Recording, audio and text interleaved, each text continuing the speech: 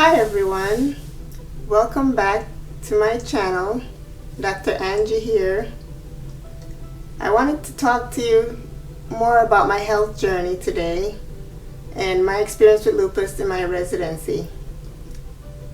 In my first 2 years of residency, the lupus was pretty well managed. Like I said before in my previous video, I was feeling really good a month after I had started the hydroxychloroquine. I had pretty much smooth sailing, I would say, in the first 2 years of residency. Even though it was stressful and I was having a tough time with rotations. It could be very stressful, and you're doing a lot of overnight shifts. Actually, my first rotation was the overnight internal medicine on-call shift. And so at this point, if you're the resident, you're the doctor on call managing, admissions and any problems that go on with your patients on the unit. And it was another intense experience, like I've said before, and many of you who've been through that experience know how it is.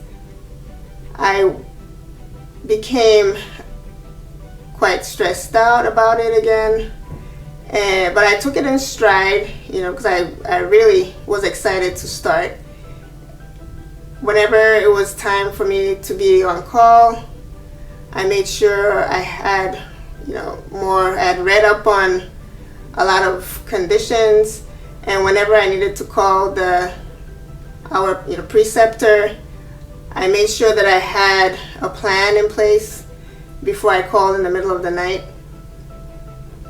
I made sure I took my medication very strictly. I was very strict about taking my medication because I wanted my energy to stay stable.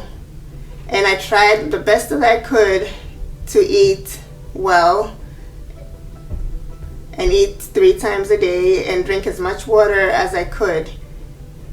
I made sure not to drink too many juices, and I really am not a coffee drinker or much of a tea drinker. So I stuck with water for the most part.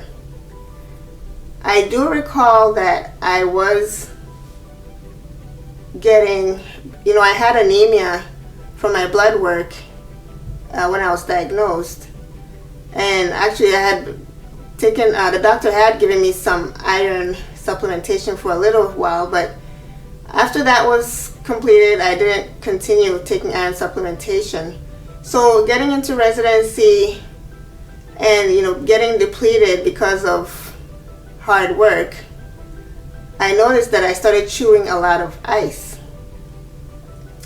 And chewing a lot of ice can be a sign of iron deficiency anemia.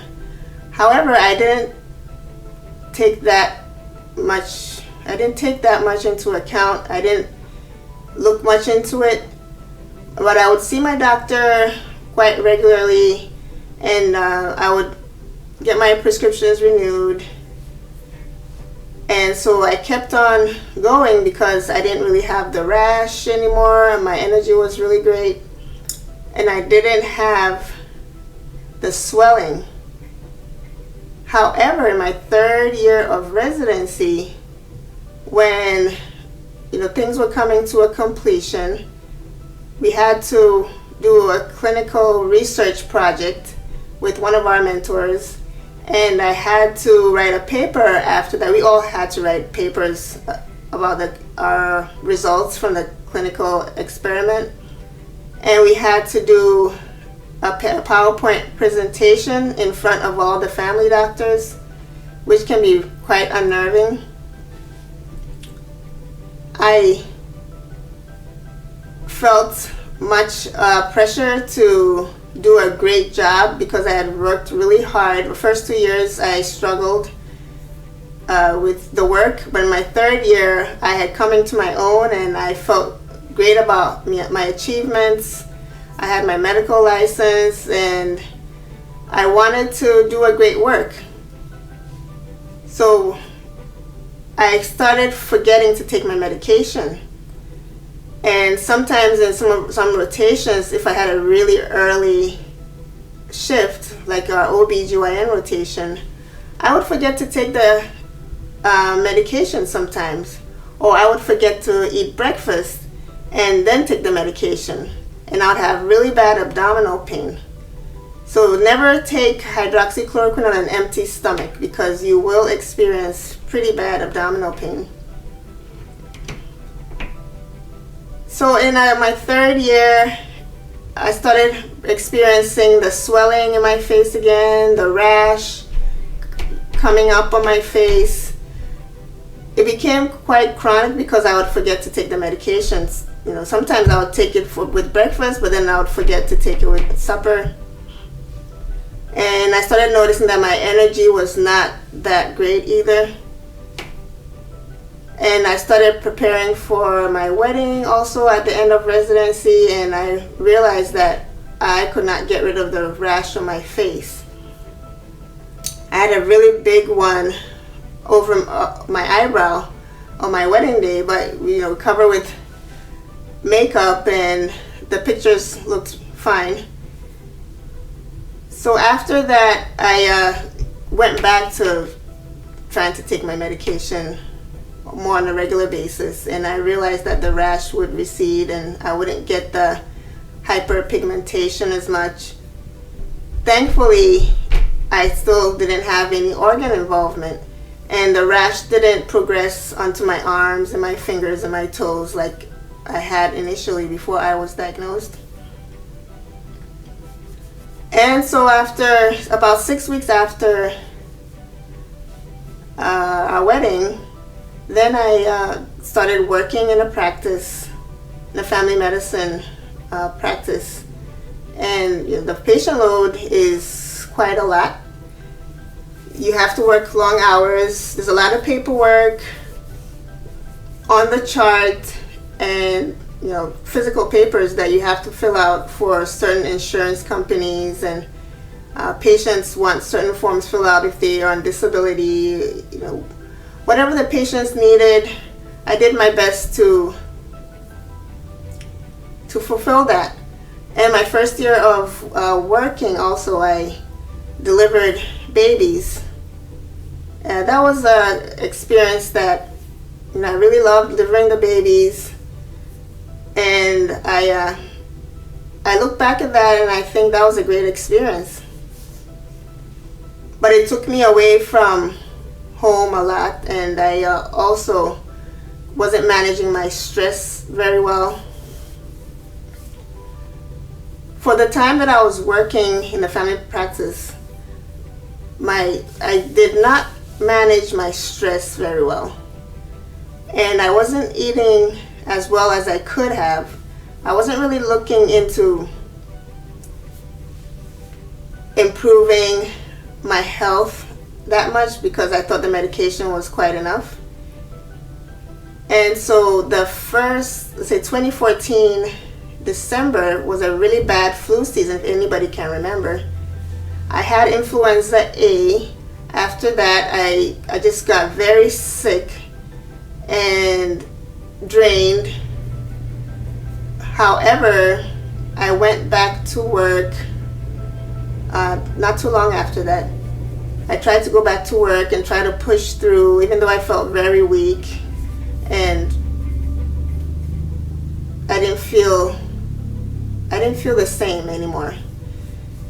But I pushed through and I went back to work. But then in the March or April of 2015, I had influenza B, and that totally wiped me out, where I could not get out of bed. I had a really bad lupus flare-up. I started having chronic chills. My energy had just totally gone down the drain. I had plummeted so much. Sometimes there were days that I couldn't move, and I couldn't eat that well, and I got very dehydrated. I lost a lot of weight. Whenever I stepped on the scale, I was disappointed, to say the least. I was barely scratching 120 pounds, and I felt like, how am I going to go back to work? I have no energy. But I still I forced it, and I went back to work again until the beginning of June, when I had to stop working because I was just having chills all the time. I had no energy. Even though I did not have the rash because I was taking my medication on a regular basis, I felt like I had nothing more in me to continue the work. So I had to stop working. And it took me a long time to get out of that grief of not being able to work when I'd worked so long and hard for this many years of college, medical school, and residency. So I felt like I needed to put my knowledge to work, but I just couldn't. And so I decided to work on recovery. And if any doctors are watching out there, I would advise you, if you have any autoimmune condition, to concentrate on getting your health back instead of trying to force through and try to keep on working. Because I was thinking to myself, a lot of people are working, a lot of people are older than I am, and they're still able to work. So why can I not do it? But you can't compare yourself with anybody out there. You just have to focus on your recovery. So anyway, I just stopped working, and then it was in December 2015 that I started looking more into alternative therapies and looking more into changing what I eat, how much water I'm drinking, or what fluids I'm drinking, and my lifestyle. Changing a lot of things that I use at home for cleaning, for cooking, and also for skincare.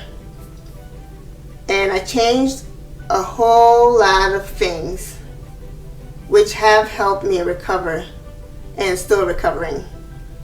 And then it was in 2016, the early part of 2016, I thought I could go back to work. So I went back to do 2 shifts of urgent care, and I had another flare-up. So then I decided not to go back at all.